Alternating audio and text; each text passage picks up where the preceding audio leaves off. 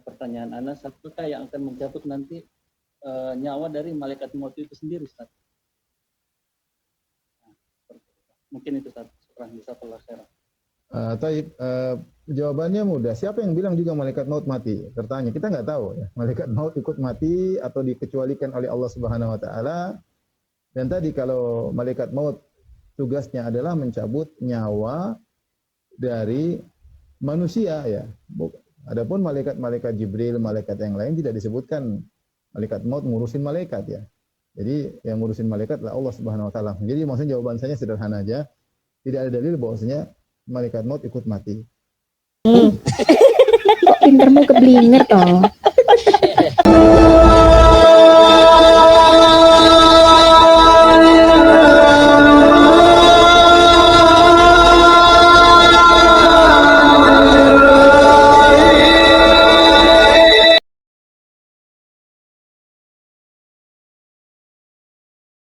Assalamualaikum warahmatullahi wabarakatuh. Bismillah, alhamdulillah, assalatu wassalamu ala rasulillah wa ala alihi wa sahbihi wa man tabi'ahu wa mawalah wa la hawla wa la quwata illa billah amma ba'du.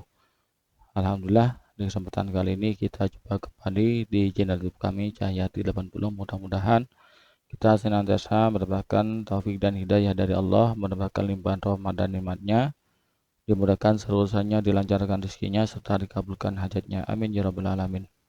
Tak lupa kami ucapkan terima kasih kepada Bapak Ibu sahabat yang telah mendukung dan mensubscribe channel kami. Jazakumullah hasil jasa. Di kesempatan kali ini kita akan menjawab pertanyaan yang membuat Ustadz Firanda bingung ya. Ini ya, ini lucunya orang-orang ustadz seperti Wahabi itu kayak ini. Ketika pertanyaan yang dalilnya itu sangat mudah, itu malah bingung ya.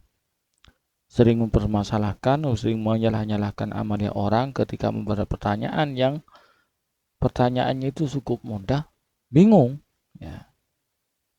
Ngakunya salafi, ustadz sunnah, tapi mendapat pertanyaan yang sangat mudah itu bingung.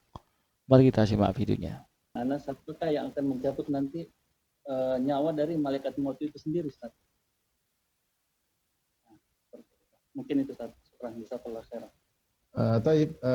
Jawabannya mudah. Siapa yang bilang juga malaikat maut mati? Tertanya. Kita nggak tahu ya. Malaikat maut ikut mati atau dikecualikan oleh Allah Subhanahu Wa Taala. Dan tadi kalau malaikat maut tugasnya adalah mencabut nyawa dari manusia ya. Adapun malaikat Jibril, malaikat yang lain tidak disebutkan malaikat maut ngurusin malaikat ya. Jadi yang ngurusin malaikat adalah Allah Subhanahu Wa Taala. Jadi maksudnya jawaban saya sederhana aja. Tidak ada dalil bahwasanya malaikat maut ikut mati. Oke, tadi itu jawaban dari Ustadz Firanda. Tidak ya, kita tahu sendiri jawabannya tadi, jadi tidak tahu.